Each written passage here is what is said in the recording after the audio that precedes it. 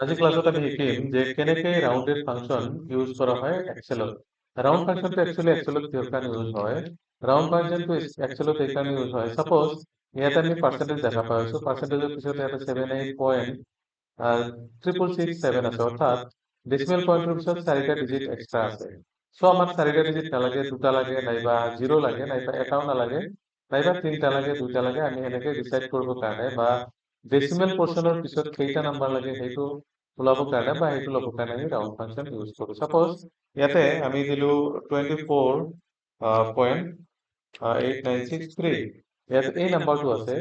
এই নাম্বাৰটোক যদি আমি ডেচিমেল পৰ্চনৰ পিছত, অৰ্থাৎ ডেচিমেল পৰ্চনৰ পিছত আমি যদি বিচাৰো যে 2টা নাম্বাৰে আমাক লাগে, তেতিয়াহ'লে আমি ইয়াতে ফৰ্মুলাটো লিখিব লাগিব। ইয়াতে ফৰ্মুলাটো আমি কেনেকে লিখিম? ৰাউণ্ড ফাংচন ইয়াতে লিখিব লাগিব ইকুৱেল টু দিব লাগিব ৰাউণ্ড দি দিব লাগিব ব্ৰেকেট।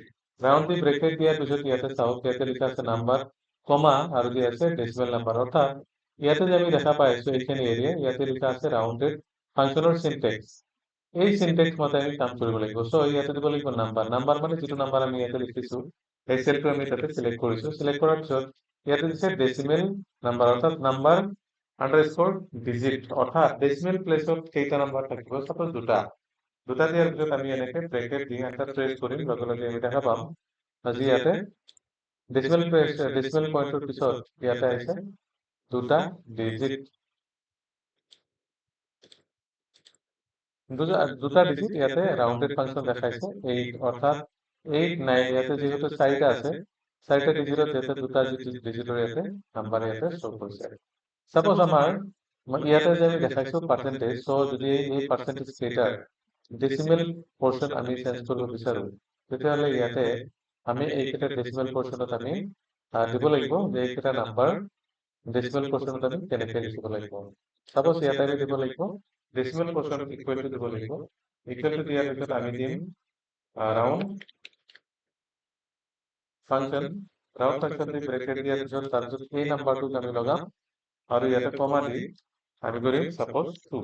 2 দিয়াৰ পিছত ব্ৰেকেট লগাই দিয়াৰ লগে লগে আমি এণ্টাৰ প্ৰেছ কৰিলে ইয়াতে 2টা ডিজিট আহিব, আৰু এই মতে যদি আমি এনেকে অটো ফিল কৰি দিওঁ, গতিকে আমাৰ 2টা ডিজিটত আহি গ'ল। তো এনেকে যদি আমি নাম্বাৰ কেইটাক এটা ডিজিটত ওলাব বিচাৰো বা 2টা ডিজিটত ওলাব বিচাৰো, তেতিয়া আমি এনেকে ওলাব লাগিব। এইটো হৈছে ৰাউণ্ড ফাংচন কৰি আমি ওলালো ডেচিমেল পইণ্ট। এইটো হৈছে তাৰ সিনটেক্স। এই সিনটেক্স